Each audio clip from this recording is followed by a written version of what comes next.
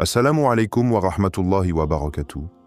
Mes chers frères et sœurs, ce que vous allez entendre aujourd'hui dépasse la simple curiosité. Ce n'est pas une théorie, ce n'est pas une légende, c'est une réalité prophétique, enracinée dans les textes, soutenue par des signes et rendue inévitable par la volonté d'Allah. Le personnage du Mahdi ne surgira pas du désert par désir personnel. Il n'aspirera pas au pouvoir ni à la gloire. Au contraire, il fuira, il refusera, il pleurera. Et pourtant, Allah l'obligera à apparaître, malgré lui. Car le monde n'attendra pas qu'il soit prêt. Parce que l'heure aura sonné, et que lorsque le décret d'Allah descend, nul ne peut s'y soustraire. Frères et sœurs, nous vivons une époque où tout s'accélère. L'injustice devient une norme. Les voix de la vérité sont étouffées. Le désespoir s'installe dans les cœurs des opprimés. Mais derrière ce tumulte, il y a un dessein divin, une mission sacrée confiée à un homme caché, dont le cœur est purifié et l'âme façonnée par la main d'Allah.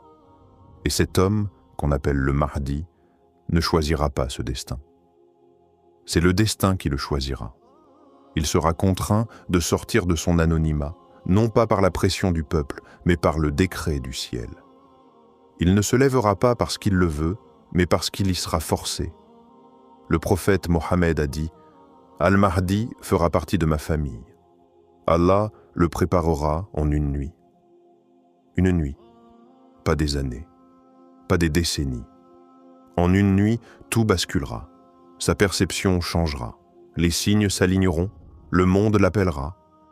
Et même s'il tente de se cacher, même s'il fuit la responsabilité, il ne pourra pas refuser ce que le ciel a déjà écrit pour lui. Dans cette vidéo, nous allons explorer cette vérité troublante. Pourquoi le Mahdi n'aura-t-il pas le choix? Qu'est-ce que cela révèle sur la puissance d'Allah et sur les plans invisibles qu'il orchestre? Quels sont les textes, notamment ceux d'Ibn Arabi, qui décrivent cette contrainte? Et pourquoi cette révélation change-t-elle notre façon de voir l'attente, la préparation et l'espérance? Restez bien jusqu'à la fin, car ce que vous allez entendre pourrait complètement bouleverser votre vision de ce qui est en train d'arriver dans le monde. Le Mahdi n'est pas un révolutionnaire. Ce n'est pas un homme qui cherche à se faire remarquer. Ce n'est pas un leader politique qui bâtit une stratégie d'ascension. C'est un serviteur effacé, humble, retiré, profondément marqué par la crainte d'Allah. Et lorsqu'il comprendra que le destin le désigne, sa première réaction sera la fuite. Il tentera de s'éloigner, de se cacher, de se retirer dans le silence, car le poids qu'on place sur ses épaules est inhumain. Il n'en veut pas. Il ne le demande pas. Et pourtant, Allah l'y conduira. Les récits prophétiques sont clairs. Le Mahdi sera à Médine, et lorsqu'il se verra reconnu, il s'enfuira vers la Mecque. Il cherchera refuge. Mais même dans le sanctuaire sacré, les gens viendront à lui. Un groupe de croyants le traquera, non pas pour l'emprisonner, mais pour lui prêter serment d'allégeance, à la Kaaba. Il refusera, il résistera, jusqu'au moment où il comprendra que ce n'est pas leur volonté qu'il affronte, mais celle d'Allah. Pourquoi cette fuite? Pourquoi ce rejet? Parce que le Mahdi est conscient de la gravité de sa tâche. Il ne voit pas cette mission comme un honneur, mais comme une responsabilité écrasante. Il connaît les textes. Il sait qu'il devra affronter les plus grands ennemis de cette terre. Il sait qu'il sera au cœur de conflits immenses.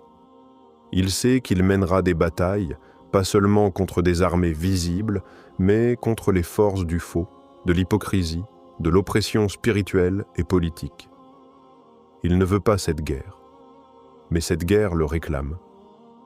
Ce refus est un signe de sincérité, car seul un homme pur, dénué d'ego, tremble devant une telle responsabilité. Le Mahdi ne veut pas guider les musulmans, il ne veut pas être un héros, il veut juste être un adorateur discret, mais le monde brûle. Et Allah ne le laisse pas dans l'ombre. Le temps n'est plus à la retraite. Le temps est à l'action. Et l'ordre d'Allah est clair, sort. La fuite du Mahdi n'est pas une faiblesse. c'est une preuve de foi. C'est l'illustration d'un homme choisi pour une mission qu'il n'aurait jamais osé convoiter. Et c'est justement parce qu'il ne la cherche pas qu'il en est digne. Mais la dignité ne suffit pas. Quand le monde appelle, quand le ciel ordonne, même celui qui tremble doit se lever. Car il ne s'appartient plus, il appartient au décret d'Allah. Lorsque le Mahdi tentera de fuir son destin, ce ne seront ni les hommes, ni les discours, ni les événements politiques qui le feront changer d'avis. Ce sera une pression invisible, un appel intérieur, un ordre silencieux mais irrésistible, car Allah n'attend pas que ses serviteurs soient d'après, il les prépare. Et quand le moment est venu, il les pousse, parfois de force, vers ce qu'il a décrété pour eux. Le prophète a dit qu'Allah préparera le Mahdi en une nuit. Cela signifie une transformation soudaine, un éveil intérieur, un changement radical d'état. En un instant, l'âme du Mahdi est inondée de certitude. Il comprend que ce n'est plus une question de choix. Il sent que sa vie n'a été qu'une préparation silencieuse à ce moment. Tout s'aligne, tout l'appelle. Le monde l'attend. Et il ne peut plus reculer. Le serment d'allégeance à la Kaaba n'est pas une simple formalité. C'est un acte prophétique, le point de bascule. Ce sont les croyants eux-mêmes, sans leader, sans plan, qui viendront vers lui, le reconnaîtront et le forceront à accepter. Il n'aura plus d'échappatoire. C'est Allah qui guide les cœurs, c'est lui qui oriente les pas, c'est lui qui révèle les vérités cachées. Et quand il décide, même l'élu ne peut refuser. Le monde ne restera pas silencieux pendant que le Mahdi se cache.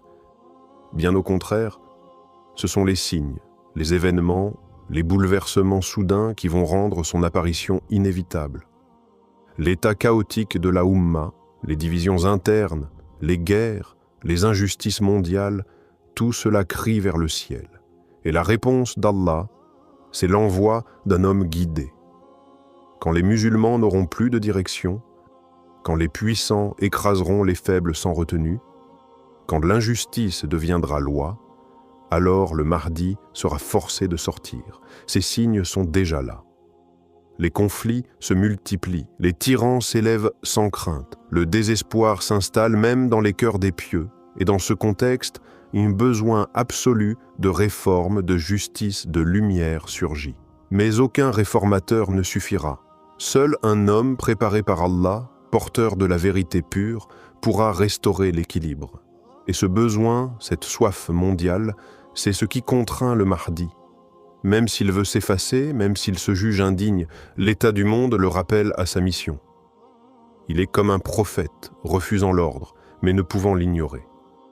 Les signes extérieurs s'ajoutent à sa transformation intérieure. Le monde l'appelle. Les croyants le cherchent. Les ennemis le craignent sans même le connaître. Tout converge vers lui. Et l'ordre d'Allah devient pressant. Lève-toi, car ton heure est venue. Depuis 2020, des voix musulmanes influentes, comme celle du frère Capitane, ont attiré l'attention sur les signes de la venue du Mahdi. Ces voix ne se contentent pas de relater des événements isolés, mais tirent des parallèles entre les enseignements islamiques et les réalités contemporaines.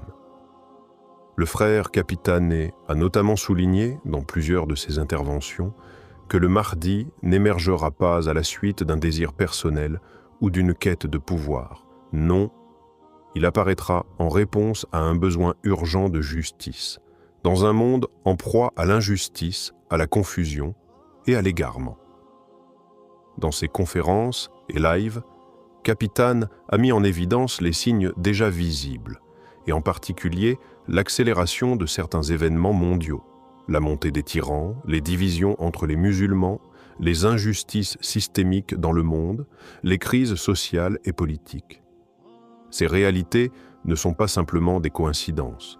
Elles font partie du plan divin, un plan où la venue du Mahdi devient non seulement probable, mais nécessaire. Capitane et d'autres chercheurs spirituels se rejoignent sur le fait que le Mahdi est déjà parmi nous, peut-être sans que nous le sachions, et que les circonstances mondiales l'obligent à sortir de son retrait. Il ne pourra plus rester caché lorsque la pression sera trop forte, lorsque la corruption aura atteint des sommets et que le peuple réclamera une main juste pour le guider. Ce témoignage contemporain insiste sur l'idée que l'appel divin pour le Mahdi ne se fera pas dans une époque lointaine. Les signes sont là, il suffira d'ouvrir les yeux et d'avoir la foi. Alors que le Mahdi se cache, il y a une tâche fondamentale pour chaque musulman, la préparation spirituelle. Ce n'est pas seulement une question d'attendre passivement, mais de se préparer activement à ce grand changement qui arrive.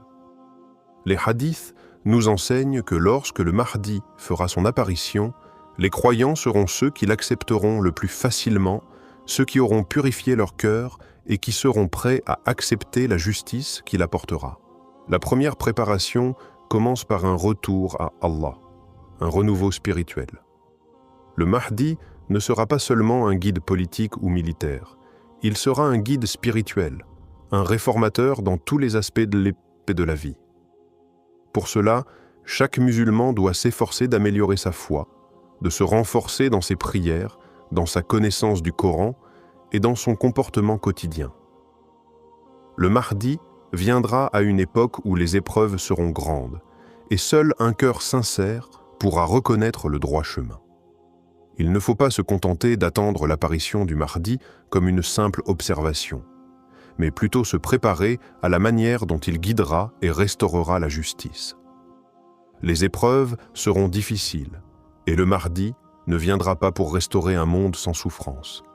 Non, il viendra pour apporter la vérité, et cela viendra toujours avec des défis. Les croyants devront se préparer à vivre selon les principes qu'il établira, en étant prêts à faire face aux injustices qui se dresseront sur leur chemin. Le chemin vers la venue du Mahdi exige donc une grande discipline spirituelle, un éveil intérieur et une anticipation de l'appel divin qui ne manquera pas de se faire entendre. La venue du Mahdi est inévitable. Elle fait partie du plan divin et aucun être humain ne peut l'arrêter. Allah a choisi ce moment précis dans l'histoire pour envoyer un guide, un réformateur, qui viendra redresser ce monde plongé dans le chaos. Mais plus qu'une simple figure messianique, le Mahdi représente la vérité, la justice et l'unité des musulmans. Son apparition ne sera pas un simple événement isolé, mais le déclencheur d'une série de changements profonds et durables. La venue du Mahdi, bien que contrainte par le décret divin, ne signifie pas que nous devons ignorer notre rôle dans ce monde. Au contraire, c'est un appel à l'action, à la vérité, à la justice. C'est un message pour chaque musulman de ne jamais perdre espoir, de ne jamais se détourner du droit chemin, mais d'être toujours prêt à accueillir celui qu'Allah a choisi pour guider cette Oumma. Nous devons toujours être en attente, dans la préparation et dans la supplication.